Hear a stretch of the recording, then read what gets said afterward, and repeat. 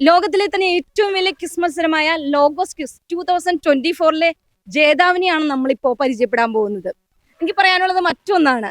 ഇതില് 4.5 ലക്ഷത്തോളം പേരാണ് മത്സരിച്ചത്. ഇത് നമുക്കറിയാം 6 കാറ്റഗറി, അതായത് നമ്മുടെ പ്രായപരിധി അനുസരിച്ച് 6 കാറ്റഗറി. അതിന്റെ തുടക്കം എന്ന് പറയുന്നത് എ ഗ്രൂപ്പ് 11 വയസ്സ് വരെയുള്ള കുട്ടികൾക്കുള്ളതാണ്. അതുപോലെ തന്നെ ഏറ്റവും അവസാന ഘട്ടം എന്ന് പറയുന്നത് എഫ് കാറ്റഗറി 65 വയസ്സിന് മേലിൽ ഉള്ളവരാണ്. അപ്പോൾ ഇത്ര അധികം ആൾക്കാരിൽ നിന്ന് തിരഞ്ഞെടുക്കപ്പെടുന്ന ആ ജേതാവ് എന്ന് പറയുന്നത് ഈ വർഷത്തെ ലോഗോസ് പ്രതിഭ എന്ന് പറയുന്നത് 11 വയസ്സുകാരനായ നമ്മുടെ ജിസ്മോനാണ്. അപ്പൊ ജിസ്മോന്റെ വിശേഷങ്ങളിലേക്കാണ് ഇപ്പൊ നമ്മൾ ചേരുന്നത്. നമുക്ക് ചോദിക്കാം, ജിസ്മോനെ സന്തോഷായോ? സന്തോഷായില്ലേ? ആദ്യത്തെ റൗണ്ടുകളൊക്കെ ഭയങ്കര ടഫായിരുന്നു അല്ലേ? ഡി ഈ ഗ്രൂപ്പുകളിലുള്ളവരൊക്കെ ഭയങ്കരമായിട്ട് കോമ്പറ്റീറ്റീവ് ആയിട്ട് മത്സരിക്കുമായിരുന്നു അല്ലെ? അതിൽ ഷിബു ചേട്ടനായിരുന്നു 7ാമത്തെ റൗണ്ട് വരെ 89 മാർക്കിൽ 1ാമത്തെ ഭാഗമായിട്ട് നിന്നിരുന്നത് അല്ലെ? അപ്പൊ എന്ത് തോന്നി? നല്ല ടഫായിരുന്നു, കുറെ ആൻസറുകൾ പറയാൻ പറ്റിയില്ല. ജിസ്മോൻ കഴിഞ്ഞ ഇതിലുണ്ടായിരുന്നു അല്ലെ? കഴിഞ്ഞ മെഗാ ഫൈനലിലും ഉണ്ടായിരുന്നു. അപ്പൊ എന്താ തോന്നി? ഇങ്ങനെ മാർക്കൊക്കെ താന്ന് നിൽക്കുവാണ്, എന്ത് തോന്നി? ടെൻഷൻ ഉണ്ടായിരുന്നോ? ടെൻഷൻ ഇല്ലായിരുന്നു, പ്രാർത്ഥിച്ചോണ്ടിരിക്കുകയായിരുന്നു. എന്നാലും ബസ് റൗണ്ട് ആയപ്പോഴത്തേനും കേറി. അവസാനത്തെ റൗണ്ട് ബസ് റൗണ്ട് ആയിരുന്നു. ബസ് റൗണ്ടിൽ വേറെ ആരും ഉത്തരം പറഞ്ഞില്ല. അതാണ് ഏറ്റവും വലിയ ഒരു വ്യത്യസ്തമായ ഒരു അനുഭവം എന്ന് പറയുന്നത്. ബാക്കിയുള്ള ഒറ്റ കാറ്റഗറിയിലെ ആൾക്കാർക്കും ഉത്തരം പറയാൻ സമയം കൊടുക്കാതെയായിരുന്നു നമ്മുടെ ജിസ്മോൻ എല്ലാം ബസ്സിനും പഠിച്ചുകൊണ്ടിരിക്കുവായിരുന്നു അല്ലെ? എങ്ങനെയാണ് ബൈബിള് പഠിച്ചിരുന്നത്? എല്ലാം ബൈഹാർട്ടായിട്ട്. താരതമ്യങ്ങൾ എന്താണ്, ബന്ധങ്ങൾ എന്താണെന്നൊക്കെയാണ് ചോദിച്ചത് അല്ലെ? ഇന്ന സുവിശേഷത്തിൽ ഇന്ന അധ്യായം, ഇന്ന വാക്യം, വേറെ 2 വാക്യങ്ങള്, ഇതും തമ്മിലുള്ള ബന്ധം എന്താന്നൊക്കെയാണ് ബസറിൽ ഏറ്റവും കൂടുതൽ ചോദിച്ചത്. അതാണ് എല്ലാവർക്കും ടെൻഷനായത് അല്ലേ?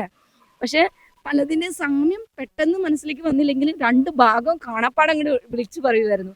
എങ്ങനെ ബൈബിൾ പഠിക്കുന്ന? എങ്ങനെയാ ഓരോ ഭാഗം കാണാപ്പാടമായിട്ട് പഠിക്കുവാണോ അതോ എങ്ങനെയാണ്? ഓരോ ഹെഡിങ്സിന്റെ കാര്യമുള്ള വാക്യം ആദ്യം വെക്കുന്നു, അതിനുശേഷം അത് ഇന്ന ഹെഡിങ്ങൾ എന്ന് പറയുമ്പോൾ അതിനകത്ത് സെന്റൻസസ് എല്ലാം വെക്കുന്നത് പഠിച്ചെടുത്ത് ഓർത്ത് വയ്ക്കും. ഈ ബസ്സിലടിക്കുന്ന സമയത്തൊക്കെ ഇല്ലേ, ബസ്സിലടിക്കുന്ന സമയത്ത് ഈ വാക്യങ്ങളൊക്കെ മനസ്സിൽ പെട്ടെന്ന് ബന്ധങ്ങൾ കിട്ടാത്തത് കൊണ്ടാണോ ഓരോ വാചകങ്ങൾ അതുപോലെ തന്നെ പറഞ്ഞു നോക്കിയിട്ട് അവിടെ ആലോചിക്കാനൊക്കെ സമയം കുറവല്ലായിരുന്നു? അതെങ്ങനെയായിരുന്നു മാനേജ് ചെയ്ത്? ബസ് ഇപ്പൊ ആലോചിച്ചുകൊണ്ടിരിക്കുകയാണെങ്കിൽ വേറെ ആൾക്കാർ അടിക്കും. ആദ്യം അടിച്ചു കഴിഞ്ഞാൽ ഇപ്പൊ ഏതെങ്കിലും ഒരു വാക്യം അറിയാമെങ്കിൽ ആദ്യം അടിക്കുന്നു, ആ വാക്യം എടുത്ത് പറയുന്നു, പിന്നെ അത് പറയുമ്പോൾ മറ്റേ വാക്യം ആലോചിക്കുന്നു. അങ്ങനെ രണ്ടും പറഞ്ഞ് രണ്ടിലാമത്തെ താരതമ്യം വാക്കുകളൊക്കെ ഉണ്ടായിരുന്നല്ലേ? താരതമ്യം. ഒരു ഉദരം എന്ന് പറയുന്ന ഒരു സാമ്യം പറഞ്ഞു അല്ലേ? അത് ഏതൊക്കെ വചനങ്ങളായിരുന്നു പറഞ്ഞത്? ന്യായാധിപന്മാരുടെ പുസ്തകം പ്രഭാഷകന്റെ പുസ്തകം 40 അധ്യായം 1-ാം വാക്യവും ലൂക്കായുടെ സുവിശേഷം 11 അധ്യായം 27-ാം വാക്യവും. അതിൽ താരതമ്യം പോലും എല്ലാവർക്കും പെട്ടെന്ന് പിടികിട്ടിയില്ല. അപ്പൊ എടുത്ത വശം താരതമ്യം എന്താണെന്ന് ചോദിച്ച വശം എടുത്ത് എന്തായിരുന്നു താരതമ്യം പറഞ്ഞ? മാതാവിന്റെ ഉപരം അല്ലേ? ഇനി എങ്ങനെയാ പഠിച്ച? അപ്പച്ചനും അമ്മച്ചിക്ക് എന്ത് തോന്നുന്നു? സന്തോഷായോ? സന്തോഷായി. എങ്ങനെയാണ് പഠിപ്പിച്ചെടുത്തത് ഇതൊക്കെ? ആദ്യം ഒക്കെ ഇവൻ തന്നെ പഠിക്കുമായിരുന്നു. പിന്നെ അടുത്ത വർഷം BA ആവൂലോ, അപ്പൊ എങ്ങനെയെങ്കിലും വിജയിക്കണം എന്ന് ഞങ്ങളുടെ അപ്പയും അമ്മയും പ്രോത്സാഹിപ്പിച്ചു കൊടുത്തു. ഇത് ജിസ്മോൻ A കാറ്റഗറിയിൽ അവസാനമായിട്ട് എഴുതുന്ന ഒരു എക്സാം കൂടിയായിരുന്നു അല്ലേ? അതെ. സന്തോഷായില്ലേ? A കാറ്റഗറിയിൽ ഞാൻ ഫസ്റ്റ് അടിച്ചിട്ടുണ്ട്. ഇനി B കാറ്റഗറിയിൽ വീണ്ടും വരുമ്പോ ഇനിയും പ്രതിഭയാവും അല്ലേ? എഴുതാൻ പറ്റില്ല. B കാറ്റഗറിയിൽ എഴുതാൻ പറ്റില്ല. അത് തന്നെ, പ്രതിഭകൾക്ക് ഇനി എഴുതാൻ പറ്റില്ല. ഒരു തവണ പ്രതിഭയായ അവര് ജൂറി ലെവലിലേക്ക് ഉയരുകയാണ്. അതായത് ഇനി വരുന്ന മത്സരങ്ങൾക്ക് മാർക്ക് ഇടുക, ക്വസ്റ്റ്യൻ ഇടുക, ഇതിനുള്ള കമ്മിറ്റിയിൽ ഒരു അംഗമാണ്. അപ്പൊ ഏറ്റവും പ്രായം കുറഞ്ഞ ഒരു അംഗമായിട്ടാണ് മാറുന്നത്. അപ്പൊ ഏത് രൂപതയാണ് നിങ്ങള്?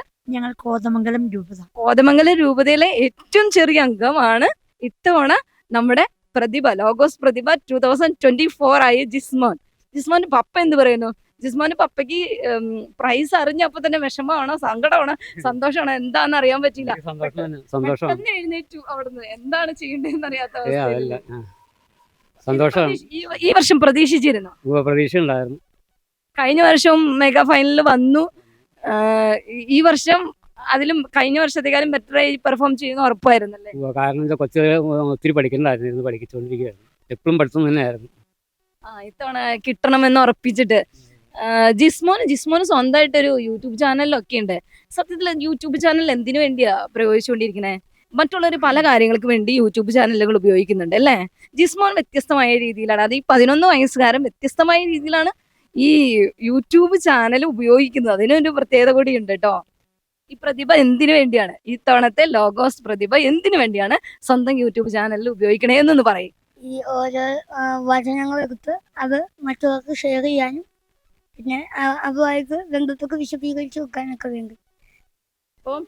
വചനം പഠിക്കുക, സ്വയം പഠിക്കുക എന്നത് മാത്രമല്ല, എനിക്ക് മനസ്സിലായ കാര്യങ്ങൾ എൻ്റെ പ്രായത്തിലുള്ളവർക്കും മറ്റുള്ളവർക്കും പറഞ്ഞു കൊടുക്കാൻ വേണ്ടിയാണ്. അപ്പം വചനത്തിന്റെ ഇത്തവണത്തെ ലോഗോസ് ക്യൂസ് വചന പഠനത്തിന് വേണ്ടി ഉപയോഗിക്കുന്ന ഇന്നത്തെ ഈ ലോഗോസ് ക്യൂസ് 2024 പ്രതിഭ 11 വയസ്സുകാരൻ, ഏറ്റവും ചെറിയ കാറ്റഗറിയിലെ 11 വയസ്സുകാരനായ ജിസ്മോൻ അവന്റെ യൂട്യൂബ് ചാനൽ ഉപയോഗിക്കുന്നത് വചനം മറ്റുള്ളവർക്ക് പറഞ്ഞു കൊടുക്കാനും സ്വയം പഠിക്കുകയും മറ്റുള്ളവർക്ക് അതിനെ വ്യാഖ്യാനിച്ചു കൊടുക്കുക, സ്വന്തം പ്രായത്തിലുള്ള കൂട്ടുകാർക്ക് അവൻ കൊടുക്കുന്നത് വചനം തന്നെയാണ്. അപ്പൊ വചനത്തെ ചുറ്റി വരിഞ്ഞുകൊണ്ടാണ് അവനും ജീവിക്കുന്നത്.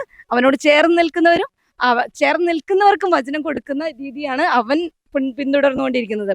ഇതുപോലെ തന്നെ ഇനിയും ഒരുപാട് പേര് ലോഗോസ് പ്രതിഭ എന്നതിലുപരി വചനം പഠിക്കാനും വചനം കൊടുക്കാനും വഴിയൊരുക്കുന്ന കൊച്ചു നല്ല മക്കളായിക്കോട്ടെ എന്ന് ആശംസിക്കുന്നു. ലോഗോസ് പ്രതിഭ 2024 ജിസ്മോന് കോതമംഗലം രൂപതയിൽ നിന്ന് എ കാറ്റഗറിയിൽ നിന്ന് ഫസ്റ്റ് പ്രൈസ് അടിച്ചിരിക്കുന്ന ജിസ്മോന് ഗുഡ്നസ് ടിവിയുടെ പേരിലും KCBCയുടെ പേരിലും വ്യക്തിപരമായ രീതിയിൽ എല്ലാ രീതിയിലും ആശംസകൾ നേരുന്നു. ദൈവം അനുഗ്രഹിക്കട്ടെ.